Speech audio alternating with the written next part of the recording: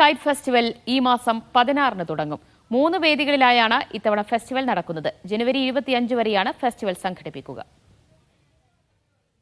ലോകത്തിന്റെ വിവിധ ഭാഗങ്ങളിൽ നിന്നുള്ള 60 പട്ടം പറത്തൽ സംഘങ്ങളാണ് ഇത്തവണ ഖത്തറിന്റെ ആകാശത്ത് കൂറ്റൻ പട്ടങ്ങളുമായി വിസ്മയം തീർക്കാനെത്തുന്നത്. ഖത്തർ ടൂറിസം സംഘടിപ്പിക്കുന്ന ഫെസ്റ്റിവൽ പതിവിന് വിഭിന്നമായി 3 വേദികളിൽ ആസ്വദിക്കാം. സീലൈൻ സീസണിന്റെ ഭാഗമായി സീലൈനിലാണ് ഫെസ്റ്റിവലിന്റെ തുടക്കം.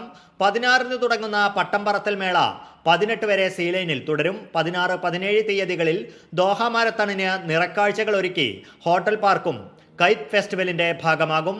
സ്ഥിരം വേദിയായ ഓൾഡ് ദോഹ പോർട്ടിൽ 19 മുതൽ 25 വരെയാണ് ഫെസ്റ്റിവൽ നടക്കുന്നത്. സാംസ്കാരിക പരിപാടികൾ, വർക്ക്ഷോപ്പുകൾ, പ്രദർശനങ്ങൾ, കുട്ടികൾക്കായി വിവിധ പരിപാടികൾ തുടങ്ങിയവയും കൈറ്റ് ഫെസ്റ്റിവലിന്റെ ഭാഗമായി നടക്കും. ക്രൂയിസ് ടെർമിനലിന് മുന്നിലാണ് മേളയുടെ വേദി.